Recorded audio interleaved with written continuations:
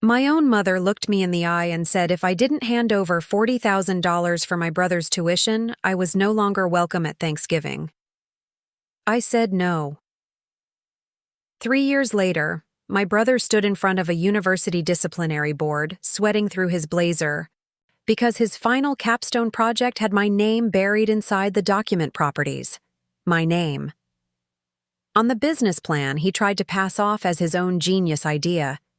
The same business plan I had built from nothing at my kitchen table at 2 in the morning while he was out spending my parents' money on bottle service. If you have ever been the responsible one in your family while someone else got handed everything, stay with me because this story is going to feel very familiar and the ending is going to feel very, very good. Subscribe before we start because you are not going to want to miss how this played out. My name is Rachel Bennett. I am 34 years old. I live outside Columbus, Ohio. And for most of my life, I was the daughter nobody worried about. Not because I didn't need anything, because I never asked for anything. I was the oldest of 2. My brother Tyler is 4 years younger than me, and from the time he was a kid, he had this way of making a room orbit around him. He was charming, funny at dinner parties, the kind of kid teachers described as bright but not applying himself, which is a nice way of saying he coasted on charisma and let other people catch him when he fell. I was the opposite. I got good grades because I was terrified of disappointing anyone. Got a scholarship to Ohio State because I worked for it. Not because someone opened a door for me. I worked 2 jobs through college, graduated with a business degree, and by the time I was 26, I had started my own small consulting company, helping local bakeries and specialty food shops build their brands and get their products onto real retail shelves. It wasn't glamorous. It was spreadsheets and cold emails and driving 40 minutes to convince a grocery store buyer to give a family-owned jam company a single shelf facing. But it was mine. I built it slowly, painfully, with my own hands, while raising my daughter Mia mostly on my own after her father and I split when she was 2. My parents, Diane and Robert Bennett, were proud of me in that distracted way people are proud of the child who doesn't need managing. They saved their real attention, their real excitement, their real pride for Tyler. Tyler was the baby. Tyler was going to do something big. Tyler just needed a little more support to get there. That was the family script, and everyone had memorized their lines. For years, I told myself it didn't bother me, that I was the strong one and capable people don't need applause. Then Tyler decided he wanted an MBA. Not just any MBA, but a prestigious, private, out-of-state program costing almost $90,000 at a school that was, in his words, where real founders come from. He had bounced through 3 jobs in 5 years, none lasting more than 14 months, always with some story about a manager who didn't understand his vision, or a toxic culture, or being too talented to be micromanaged. My parents had already helped him with a down payment on a condo he couldn't really afford, co-signed a car loan, and quietly paid off 2 credit cards he'd maxed out on networking dinners. When the MBA acceptance letter came, they threw him an actual party with a cake that said Future MBA Bennett on it in blue icing. I sat at that table and smiled and clapped along with everyone else, because that's what you do. Then, 3 weeks later, my mother called me on a Tuesday night while I was helping Mia with a fraction worksheet at the kitchen table. "Rachel, honey, I need to talk to you about something important," she said, in the voice she used when she was about to ask for something big and wanted me to feel guilty before I even knew what it was. Tyler had taken out loans for tuition, but he was short on living expenses, and more importantly, he had convinced himself that if he graduated debt-free from the program, he'd have more leverage to start his own company right after.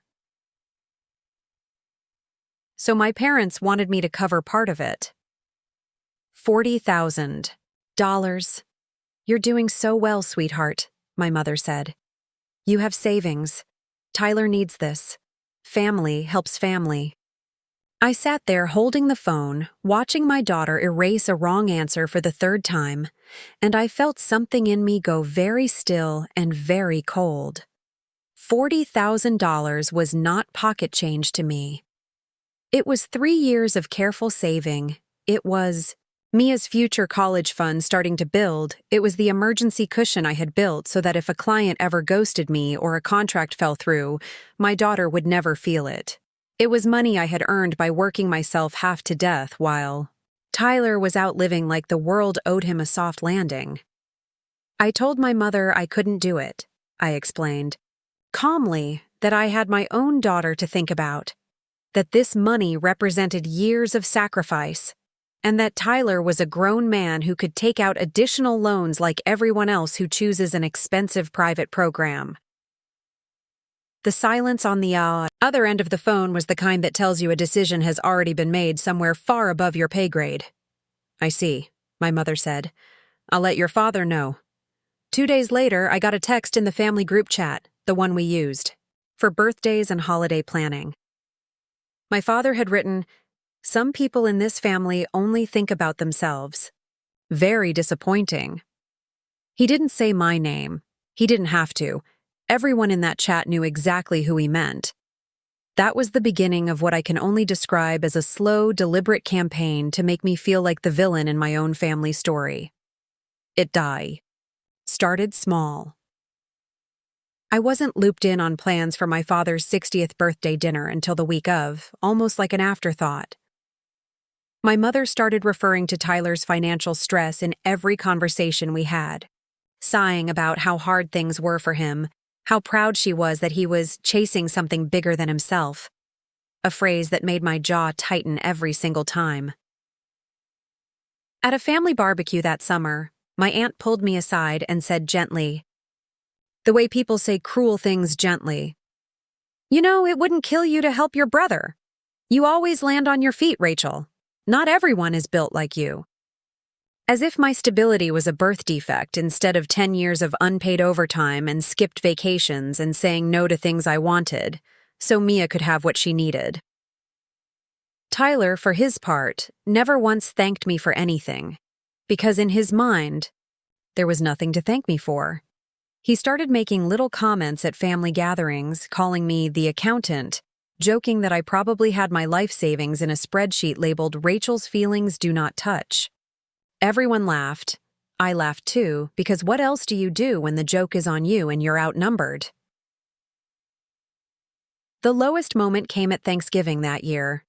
I had driven 3 hours with Mia, brought 2 dishes, helped my mother in the kitchen, for 4 hours straight, and when we finally sat down to eat, my father stood up to give his usual toast about gratitude and family. Then he looked directly at Tyler and said, "And to my son, chasing his dreams, doing something none of us had. The courage to do. That's what this family is about, believing in each other." He did not look at me once, not once during a toast about believing in each other, at a table I had helped set, with a daughter I was raising completely on my own. After dinner, my mother cornered me by the sink while I washed dishes. "Rachel, I need you to reconsider the money," she said. "It's putting a strain on this family. People are starting to ask why you won't help." "People?" I said. "You mean you and Dad?" "I mean everyone," she snapped.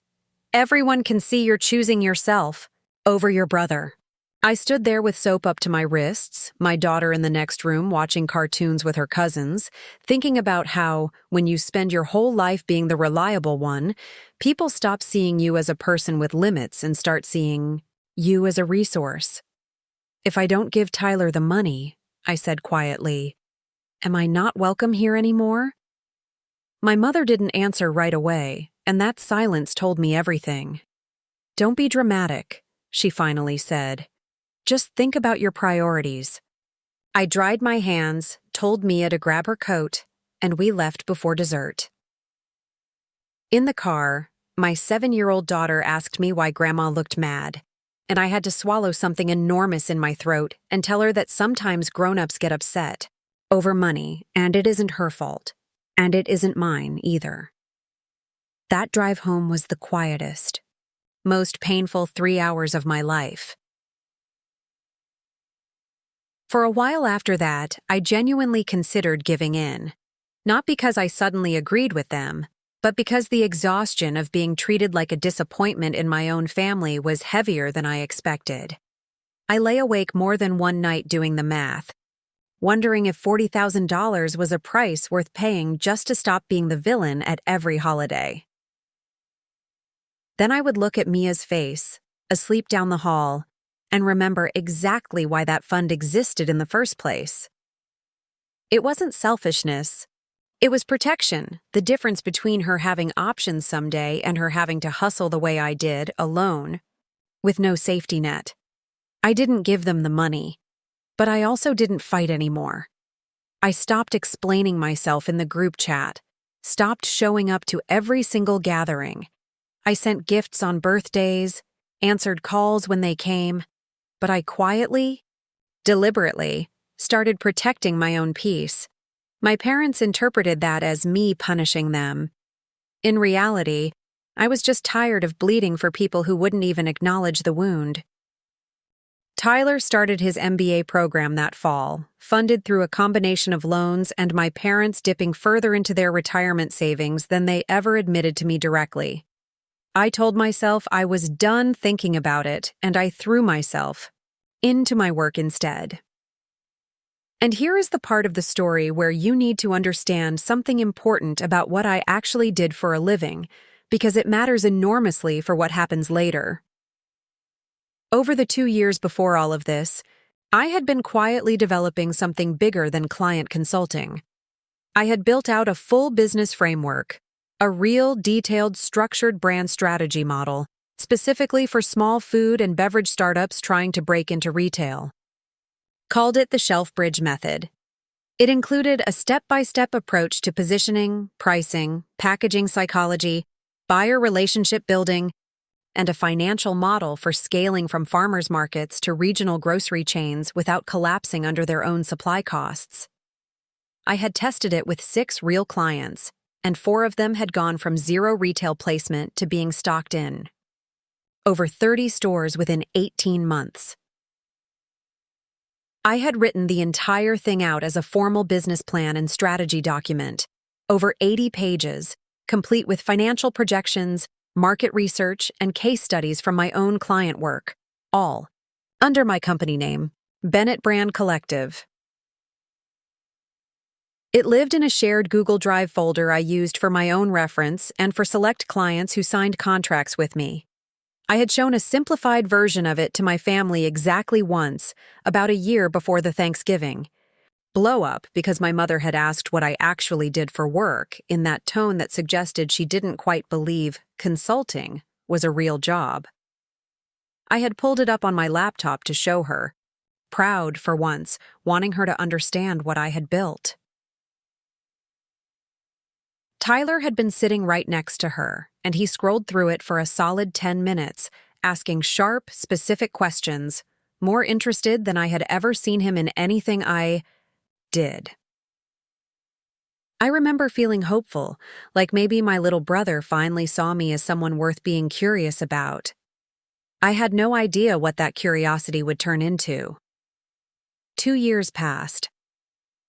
Tyler finished his coursework and moved into his final semester, which at his program culminated in something called a capstone venture project, a real business plan students had to develop and defend in front of a panel of professors and outside industry judges, as if launching a real startup. It was the single biggest grade of the entire program, and for students hoping to get noticed by investors or recruiters at the final showcase, it was practically a job audition. My mother could not stop talking about it. She sent updates in the family chat about how hard Tyler was working, how many all-nighters he was pulling, how proud they were that he was building something from scratch, all on his own. All on his own. I read that phrase and felt a strange, uneasy twist in my stomach that I couldn't quite explain yet. Then, about 6 weeks before his final presentation, Tyler called me, for the first time in over a year. "Hey, sis," he said, breezy, like no time had passed at all. Random question. Do you still have that shelf bridge thing? I want to look at it again for inspiration. School stuff. Inspiration. I should have said no right then, but some part of me, the part that still desperately wanted to believe my little brother respected me, wanted to believe he was just genuinely curious. So I sent him a read-only link, told him it was proprietary work tied to active client contracts, and asked him to be careful with it. Of course, he said. You're the smartest business person I know, honestly. It was the first compliment he had given me in years, and I let it soften me, even though somewhere underneath a quiet alarm was already ringing. For the next month, I heard almost nothing. Then, 3 weeks before his capstone presentation, my mother called me, practically glowing with pride. Tyler's professor pulled him aside after his rough draft submission, she said. They think he might get picked for the final live showcase, the one with actual investors in the room. I asked her what his project was about, a retail growth strategy. For small food brands, she said. Something about bridging farmers' markets to grocery chains. He's calling it his own framework. He came up with all of that himself. I sat completely frozen in my kitchen, my stomach dropping through the floor. Bridging farmers' markets to grocery chains, his own framework. That was not a coincidence. That was not inspiration. That was my life's work, built over years of unpaid nights and tested with my own real clients, being presented as the personal genius of a man who had never run a single business in his life. I want to be honest about what that discovery felt like, because I think people who haven't experienced this exact kind of betrayal underestimate it. It wasn't just anger, it was a strange, disorienting grief. Like watching someone wear your face to a party you weren't invited to. Everything I had built through years of exhaustion and sacrifice, everything I had been denied credit for, everything I had protected so fiercely that I refused to hand over $40,000 to preserve it, was about to be paraded in front of a room of professors and investors under my brother's name. And my family, the same family who called me selfish for protecting my daughter's future, was going to sit in that audience and beam with pride while their golden son took credit for my life's work. I thought about confronting Tyler directly, but I knew my brother. He was smooth. He would deny it, twist it, make me sound paranoid and jealous. And my parents, given the choice between believing their perfect son or their difficult daughter, would choose him every single time, just like they always had. I needed something undeniable, proof that couldn't be explained away with charm. So instead of confronting him, I did something I am, to this day, deeply proud of. I got quiet, I got strategic, and I documented everything.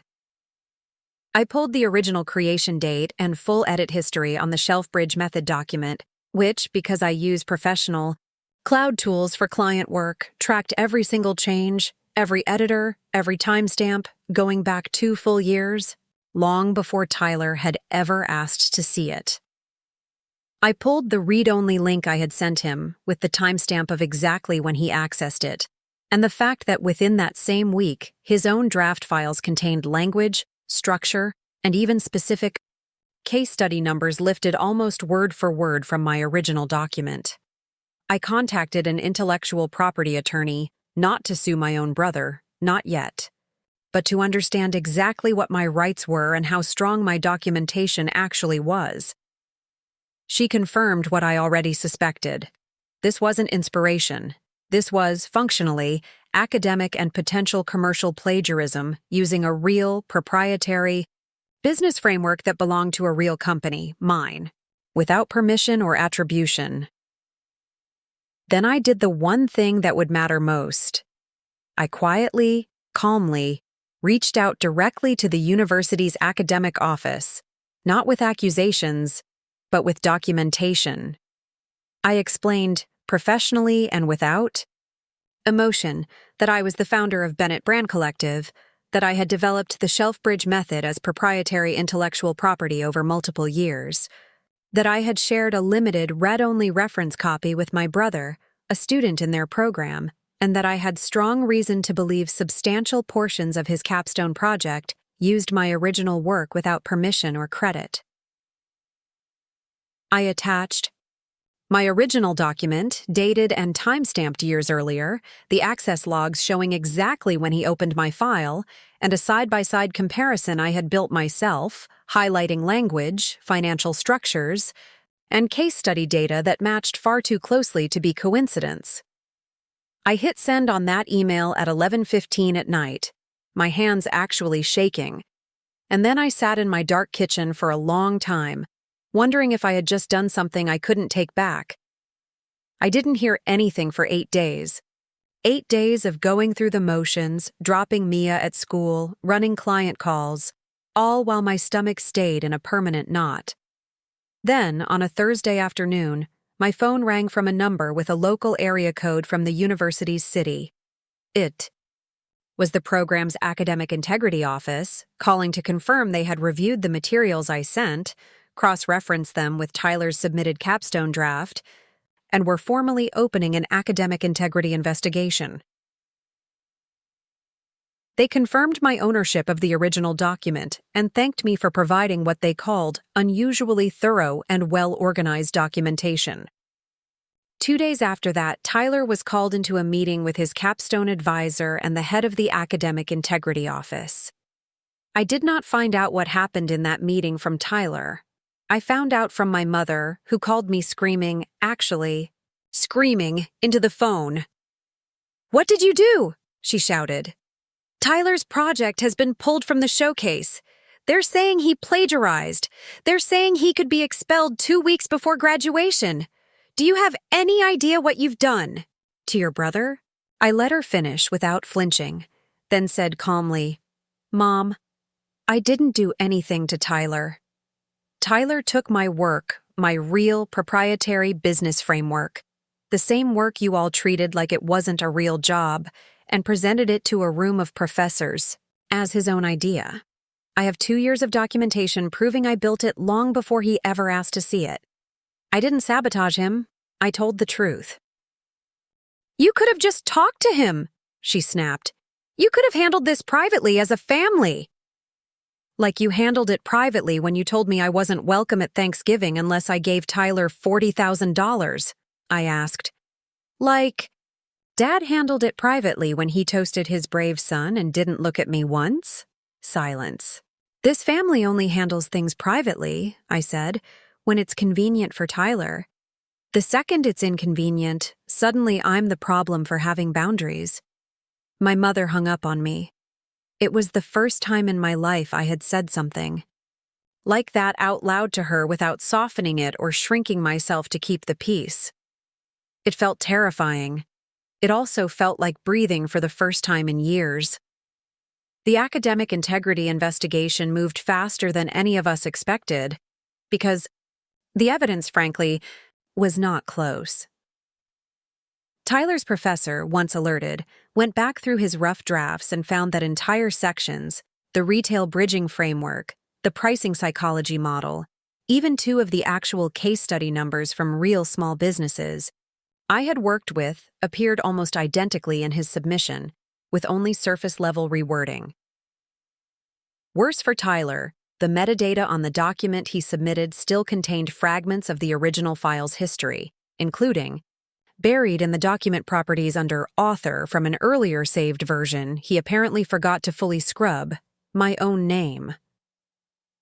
Rachel Bennett, right there, in the file he had turned in as his own original work, under a section header that literally read Original Framework Development. When his advisor brought him in and showed him that file property on a projector screen, Tyler reportedly had no explanation that held up. He tried to claim we had collaborated, that it was a joint idea, that I had basically given him the material to use. The university didn't buy it, because collaboration requires disclosure. And nowhere in his submission had he credited me, Bennett Brand Collective, or the Shelf Bridge method by name. The disciplinary board met 11 days before his scheduled graduation.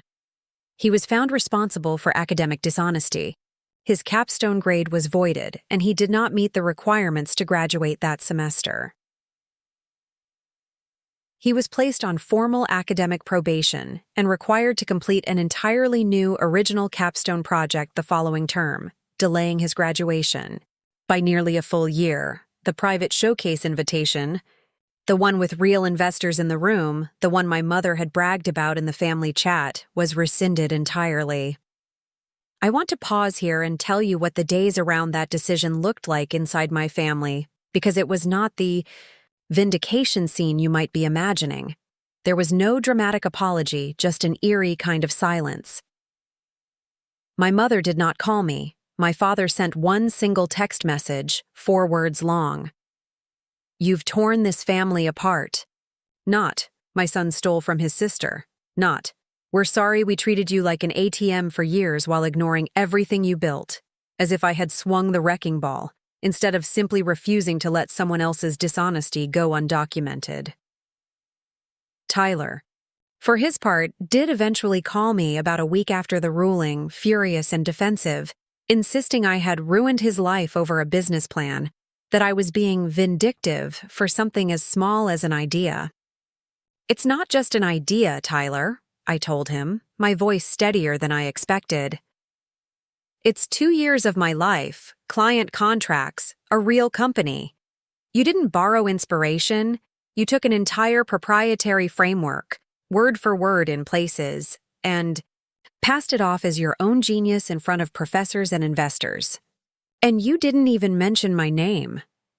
"I was going to credit you eventually," he mumbled. "When?" I asked. "After you graduated with honors on my work?" He didn't have an answer for that. "You've spent your whole life watching me build things the hard way while everyone told you that you didn't have to," I said. "And instead of finally learning how to build something yourself, you just took mine." I hung up before he could twist it into something else, and for the first time in this entire saga, I didn't feel guilty afterward.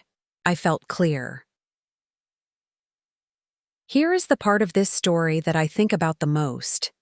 The part that turned this from a painful family conflict into something that actually changed the direction of my life. Word about the situation, stripped of family drama and framed purely as an academic and intellectual property case, made its way to a small local business journal that had, coincidentally, profiled one of my clients' bakeries the year before. A reporter reached out directly, having heard through university contacts about a local entrepreneur whose original retail growth framework had been the subject of an academic plagiarism case. I was nervous about talking to press, having spent so long being invisible in my own family. But I thought about every late night at my kitchen table, every client I had helped for free just to build a portfolio. Every year my parents introduced Tyler's vague, unfinished ambitions with more pride than they had ever shown my actual functioning business. So I said yes. The article that ran a few weeks later was measured and professional, focused on the shelf bridge method itself, how I had developed it, the real results it had produced for small businesses in Ohio, and it mentioned, briefly and factually, that the framework had recently become the subject of a university academic integrity case. It did not use Tyler's full name. It didn't need to. That article did something I never expected. It got picked up and shared by a regional small business network, then a food industry newsletter, and within 6 weeks, my consulting inbox had more inbound client inquiries than I had received in the previous 2 years combined. A community college business program reached out and asked if I would speak to their entrepreneurship students about building an original strategic framework and protecting your work. I said yes, and standing in front of that room, watching students actually take notes on something I built, something once dismissed at my own family's dinner table, was one of the proudest moments of my career. Within 8 months, Bennett Brand Collective had grown enough that I hired my first full-time employee. I signed 3 new retainer clients that quarter, including a regional grocery chain that wanted to formally license a modified version of the Shelf Bridge framework, to train their own vendor relations team. My work, the same work my family had treated as a hobby, was now being formally licensed by a company with over 60 retail locations across 2 states.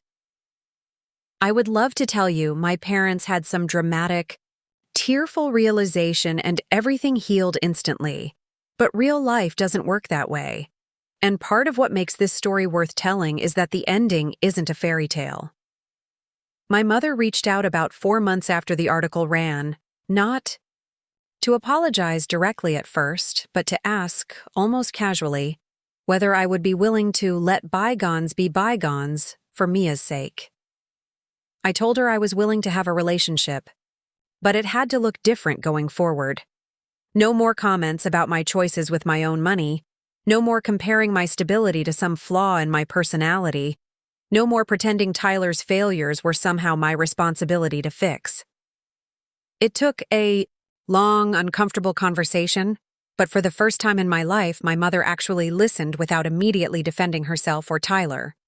She admitted, quietly, that they had leaned on me for years because I never pushed back, and it had been easier to keep leaning than to examine why that wasn't fair. It wasn't a perfect apology, but it was the first honest thing she had said to me in a decade. And I decided that was worth building on my terms. My father took much longer, and to this day has never directly apologized for the Thanksgiving toast, though he did eventually start asking me real questions about my business, the kind he used to reserve only for Tyler. Tyler completed a new, entirely original capstone project the following year under close faculty supervision and graduated a full year behind his original class, quietly, with no showcase, no investor audience, no cake with his name on it. We are not close, and I don't think we ever will be in the way we might have been if things had gone differently years ago. But he did eventually send me a message, short and stiff, admitting that what he did was wrong, that he had spent his whole life being handed things and assumed that included my work too, and that he was sorry. I responded honestly, telling him I appreciated him saying it, and that trust, unlike an MBA, doesn't come with a degree at a fixed number of semesters. It has to be rebuilt slowly, through actions, and we are, cautiously, still in that process. Looking back now, running a company that has tripled in size, watching Mia grow up understanding that her mother built something real with her own 2 hands, I don't feel angry when I think about that Thanksgiving toast anymore. I feel something closer to gratitude, strange as that sounds. Because if I had folded under the guilt and handed over $40,000 to keep the peace, I would have spent years quietly resenting it, and I never would have discovered how much my work was worth, both to strangers and eventually, to myself. Refusing to give away my daughter's future didn't tear this family apart, no matter what my father's 4-word text tried to claim. What actually tore at the seams of this family was years of quietly deciding that my effort and my success were simply raw material for everyone else to draw from whenever they needed it. My brother didn't just try to steal a business plan. He tried to steal the one thing in my life that had never been handed to me, built during years when nobody else was watching or clapping or writing checks. And when the truth came out, it wasn't loud. It wasn't a screaming match across a dinner table. It was a quiet email at 11 at night, a folder of timestamps, and a piece of hidden metadata that told the truth even when a person wouldn't. If there is one thing I hope you take from my story, it's this. You are allowed to protect what you built. You are allowed to say no, even when the people asking are your own blood, even when they make you feel small and selfish for having limits. Being the reliable one in your family is not a life sentence to be endlessly available, endlessly generous, and endlessly invisible. Sometimes the most powerful thing you can do isn't to shout or fight or burn everything down in anger. Sometimes it's simply to document the truth. Protect what's yours and let the facts speak for themselves. Because in the end, my brother spent $90,000 and delayed his graduation, by a full year trying to shortcut his way into being someone impressive, and I built my entire life, one honest, exhausting step at a time. And that turned out to be worth more than anything he could have copied and pasted into a stolen file. If this story resonated with you, if you have ever been the one holding your family together while being treated like the problem, tell me in the comments, because I read every single one, and I promise you, you are not alone. And if you want more real stories about family, betrayal, and the quiet, satisfying kind of justice that comes from refusing to shrink yourself anymore, subscribe, because this channel is full of them, and there are so many more still to come.